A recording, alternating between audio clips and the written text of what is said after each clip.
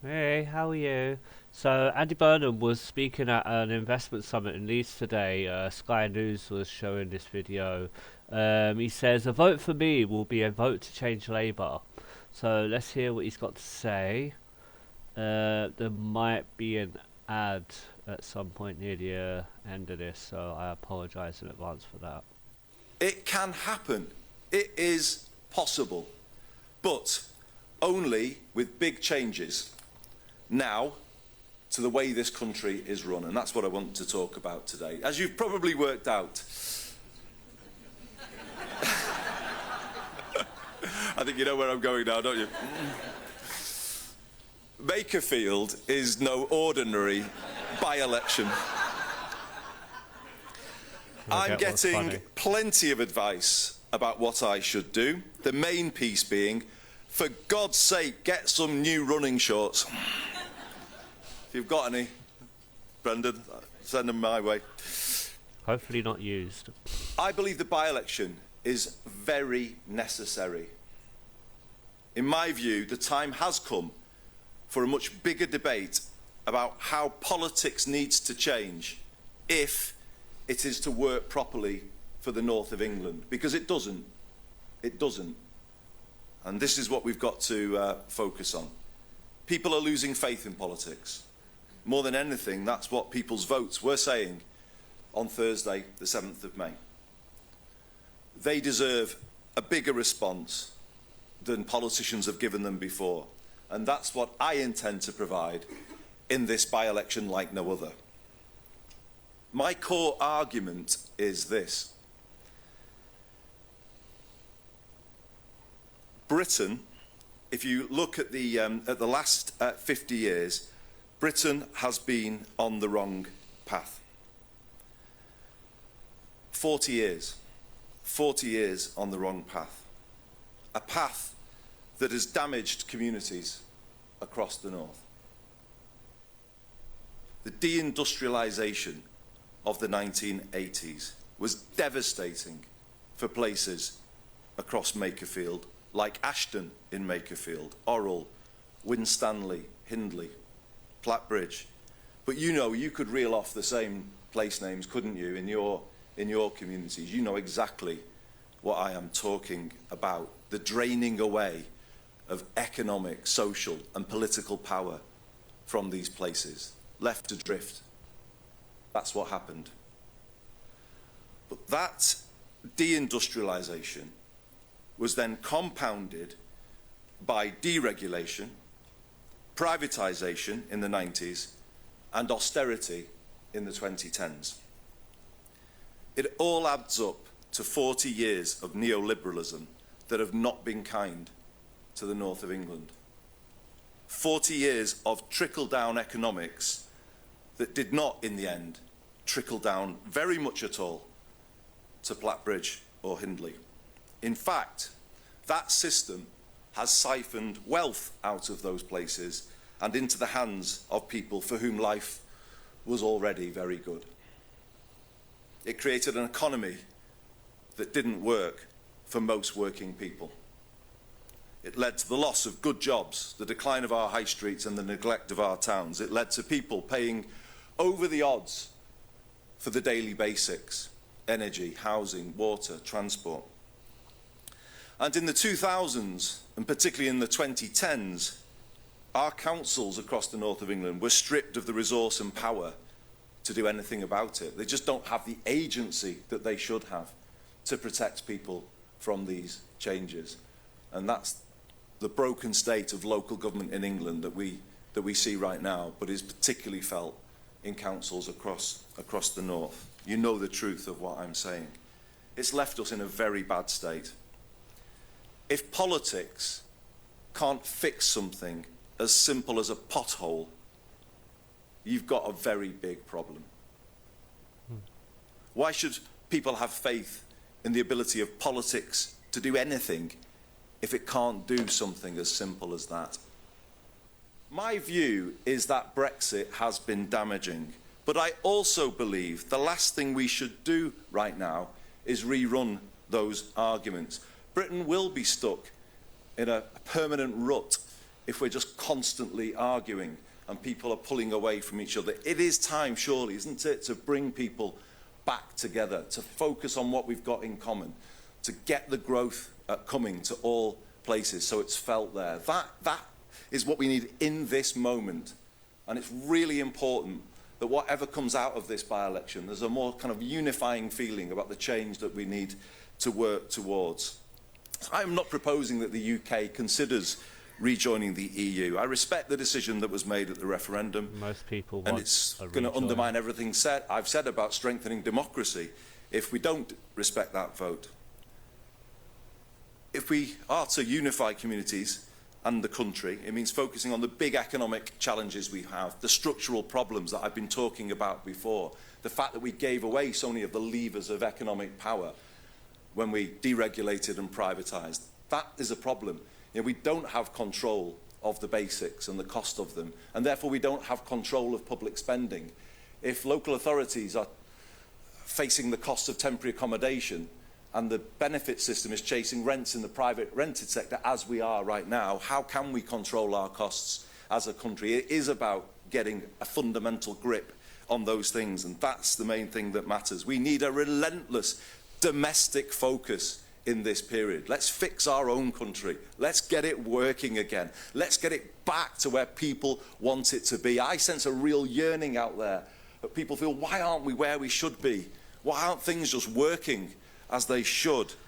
And that's what I think has to be our focus now, fixing the fundamentals of our own country rather than plunging into another divisive debate about a relationship with other countries. But I do support what this government is doing in driving for a stronger, more collaborative approach with Europe, our closest neighbours with whom we share so much. So, in conclusion, everybody, I decided to put myself forward to bring this debate to the fore. Too much of what we need to change is in the hands of others. The North doesn't have all of the control that it needs to turn things around, to turn around the lives of our people, to give new life to our towns and our high streets. We just don't have it. And if we're to take what we've done in the last decade and then go further and deeper in the next, there's going to have to be a serious transfer of power and resources right across the north of England. The places where I grew up, long ignored by national politics, are finally at the centre of the nation's attention. And I can't tell you how proud that makes me feel. And I was growing up, I saw them go into decline. I was at school in this area when the mines were closed and industry closed in the 1980s. And they've just not recovered any time since. So to have them now, through this by-election, under the spotlight, that does make me happy, because the people there can now rightly demand of Westminster, Whitehall and all of the political parties, what are you going to do for us? And they all have to answer that question now because of this by-election. And then the public will be able to choose between the answers that they are given. And that's how it should be. We're putting power back in their hands, and people need to justify what they believe to the people of these communities. All of the parties standing in this by-election need to set out clearly how they would change things to change life in Plattbridge, Abram, Bickershaw, Hindley, particularly those parties to my right who were all cheerleaders for the Thatcherite policies which laid us low in the first place. Will they now disown them? Apologise for them? We'll be waiting to hear. I am clear about what I am offering. If I get to stand, a vote for me will be a vote to change Labour, because Labour needs to change if we're to regain people's trust. It'll be a vote to make life more affordable again, a vote to power up places, a vote to re-industrialise. This is the choice in this by-election. Do you want Makerfield and the North to stay on the same path it's been for the last 40 years? Or do you want a new path which brings the country back together and makes it work for everyone? I know why I'm standing. I know what I'm offering. I know what my party has offered in the past has simply not been good enough. The loss of faith of voters across the north, so many of whom once saw us as their natural party, is our fault and nobody else's. I want to help fix that, and I hope people will give me the chance to make that case. Thank you very much indeed for listening, everyone. I hope he means well and what he says is true and that, yeah, then it'll be great. Let's bring in our political correspondent, Rob Powell, who joins us now. Lots to chew through in that, Rob, isn't there? He set out quite a lot of policy things and also talked about Brexit that we were talking about a little earlier, saying how Brexit's been damaging. The last thing we should be doing now is arguing about that all over again. Yeah, you said it sort of read like or sounded like a manifesto for Makerfield for his bid in Makerfield. To be honest, large swathes of it to me sounded like him laying out a manifesto to be Labour Party leader and the Prime Minister. You know, he was talking about a vote for me as a vote to change Labour, a vote to make life more affordable, a vote to re-industrialise. I mean, these ambitions and this sort of language goes beyond just I think becoming the MP for Makerfield. Yes, he did talk about local issues such as waste dumping, expanding the bee network as well. But as he did over the weekend, he sort of laced those local issues with far more broader ambitions, which I think, you know, is indicative of what the kind of truth that does speak its name is about this by-election, that it is essentially Andy Burnham setting his sights on number 10 and plotting his ambitions towards that. He set out what he thought the problem was, 40 years of the country being on the wrong path. I guess the first thing that I thought when I heard him say that was, I wonder if Andy Burnham knows of anyone that might have been in office during that 40 years who he could ask or consult about how things went wrong. Because, of course, he served as a minister in Tony Blair's government. He served as a minister in Gordon Brown's government. He was an MP for quite a long time. In the early noughties as well. And I think this is what, you know, critics will say, that Andy Burnham is now sort of reinventing himself as this kind of Corbyn-light politician, criticising the route that all governments have been on over the last 40 years with gradual more involvement of the private sector in everything from building to healthcare. But actually, if you wind the clock back 20 years or so, he would have been more of a proponent of this and certainly have adopted much more of a centre-right Blairite view of it. And that may well be something that he has challenged on over the course of this by-election campaign and whatever follows from it. Yes, as well, he did go out of his way to talk about Brexit. I think you read that as a direct response and reply to what Wes Streeting said on Saturday when he talked about wanting to rejoin the EU. He talked about not wanting to rerun those damaging debates, that we will get stuck in a rut if we reopen those arguments as well, that he wants to bring people back together. So very much distancing himself from what his position was on paper before today anyway, that he does want to rejoin. 7 months ago at Labour conference, where you'll remember he was criticised, I think, along that Labour conference for giving some interviews before where he started talking about his national ambitions for the country, very much read as a leadership pitch back then. Didn't go down well with Labour members 7 months ago. He was also in a fringe event 7 months ago when he was asked about this and basically said, look, I'm going to say it out loud. I want to see the UK rejoin the EU. Yeah. I would want to see the UK back within the It EU would benefit in my us lifetime, so greatly, is what he said on camera. So he seems to have changed his tune on that as well.